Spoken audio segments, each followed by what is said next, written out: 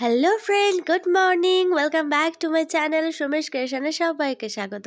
আশা করি সবাই ভালো আছো, সুস্থ আছো। আমরাও রয়েছি আরও একটা নতুন দিনে, আরও একটা নতুন ব্লগে। সবাইকে অনেক অনেক ভালোবাসা, অনেক অনেক আন্তরিক শুভেচ্ছা জানিয়ে আরও একটা নতুন ব্লগ তোমাদেরকে সঙ্গে করে নিয়ে শুরু করে দিয়েছি। আজকের সকাল থেকেই নিচে থেকেই কাজটা শুরু করছি। ওপরে কাজ কিছুই এখনও করি, এর মাসি আজকে আসবে না, বলে দিয়ে গেছে কালকে, তো সেই কারণেই। আর মামা দেখেছো খালি পায়ে সেই মোজা পরিয়ে দিয়েছি, জুতো পরে দিয়েছে, সব খুলে দিয়েছে, দিয়ে আর ওই ঘুরতেই রয়েছে। ও ঠান্ডা লাগবে না তো কার লাগবে। আর আমরা সকালবেলায় উঠে সব চেঞ্জ করে নিয়ে ওই যে পরে নিয়েছি সোয়েটার, একেবারে সে স্নান করার সময় খুলবো। আর ওই টুসুটা 10 বার খুলছে আর 10 বার করে দিচ্ছে। আর আমি যতবারই পড়াচ্ছি ও ততবারই খুলে দিচ্ছে, ইচ্ছাকৃত বদমাইশি করছে।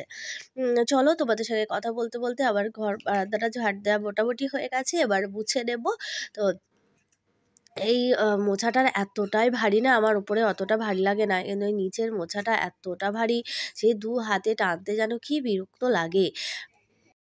আর এই নিচের মেঝেটা কেন জানি না এইরকম, ঘরটা মোছার পরে নাকি সুন্দর থাকে, কিন্তু কিছুক্ষণ পরেই যেন কেমন একটা হয়ে যায়।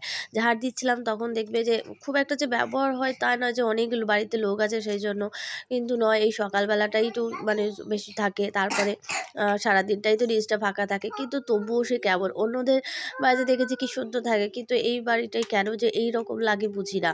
আসলে আসলে অনেক দিনের বাড়ি বলে তাই। যাই হোক, চলো আমার কাজটা কমপ্লিট হয়ে গেল।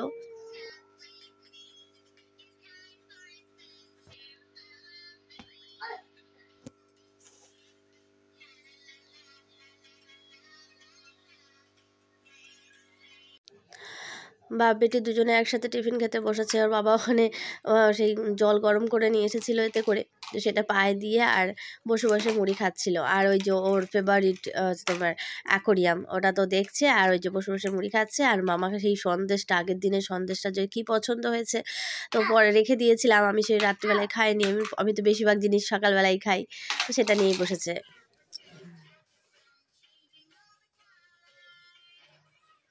কালকে মিষ্টি এইটুকু আগে পেয়েছি।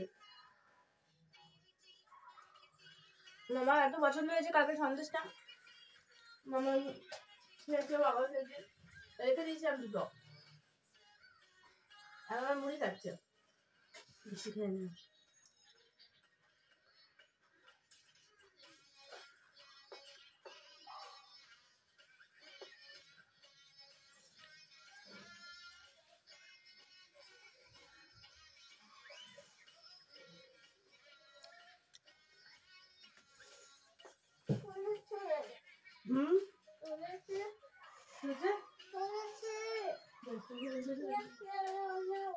হাত না দিতে দিলে দেখতে হবে। আবার কি উপরে কি এটা? মা ওটা নাই না, দাঁড়াও দাঁড়াও দাঁড়াও দাঁড়াও, হাতে ধুয়েছিল, হাতে ভালো না। ওখানে কি বই?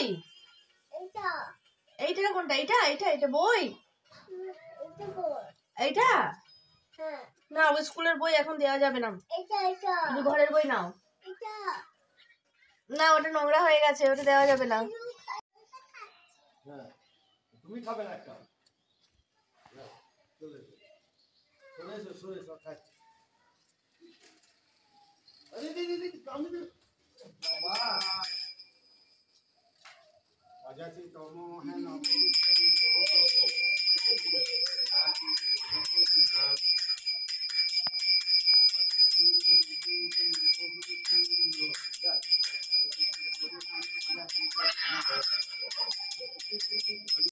শীত তো জাঁকিয়ে পড়েছে, কিন্তু কাজকর্ম তো বন্ধ করলে হবে না, রান্না বান্নাও তো করতে হবে।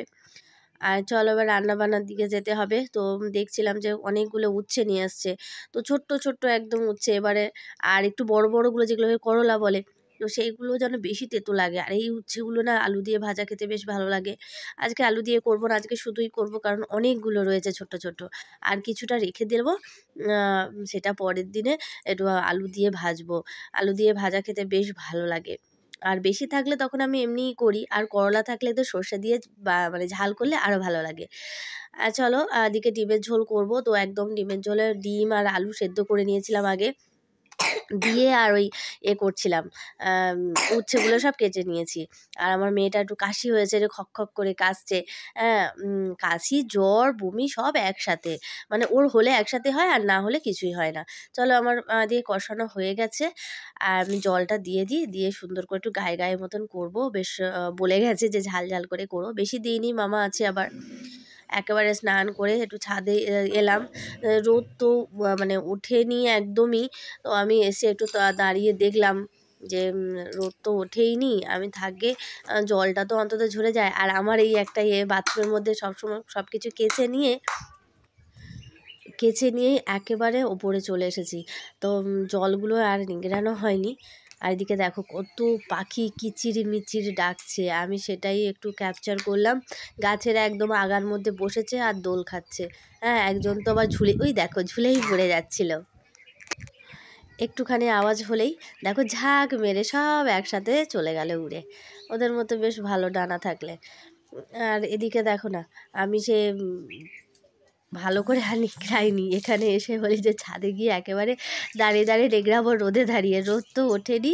হ্যাঁ, আকাশটার মানে এত রাগ লাগছে কি বলবো, মানে যতই ঠান্ডা পড়ুক বেশ রোদটা উঠে গেলে না অতটা মনে হয় না যে ঠান্ডাটা আছে। শীতকালে ঠান্ডা, গ্রীষ্মকালে গরম, গ্রীষ্মকাল হলে গরম গরম গরম, আর শীতকাল হলে ঠান্ডা ঠান্ডা ঠান্ডা, মানে এই চলতেই থাকে। বর্ষাকাল হলে বৃষ্টি ভালো লাগে না, সে যেন বেশি কিছু অতিরিক্ত যেন বাঙালির ভালো লাগে না, মোটামুটি ঠিক আছে। ওয়েদারটা দেখে কেউ বলবে এখন বাজে মানে প্রায় 1টা 10-15 তো হবেই। যেহেতু রান্না দেরি করে হচ্ছে, তো সেই কারণে স্নান করে সমস্ত কিছু কাজ গুছিয়ে উঠতে প্রায় 1:30, খেতে খেতে প্রায় 2টো হয়ে যাচ্ছে। আর মামাটা হয়েছে এত শরীরটা খারাপ, খক খক করে এত কাশছে যে ওই যে ঘুমোতে কিছুতেই পারছে না।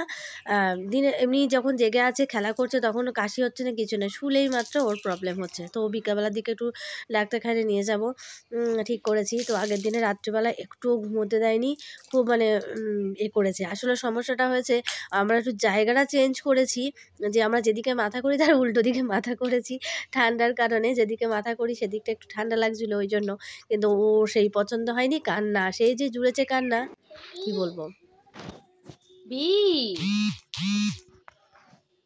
দিদিমণি হয়েছে, স্কুলে গিয়ে ব্ল্যাকবোর্ড দেখেছে, এখন স্লেট নিয়ে ব্ল্যাকবোর্ড হচ্ছে আর আমাকে বস করিয়েছে এখানটায়।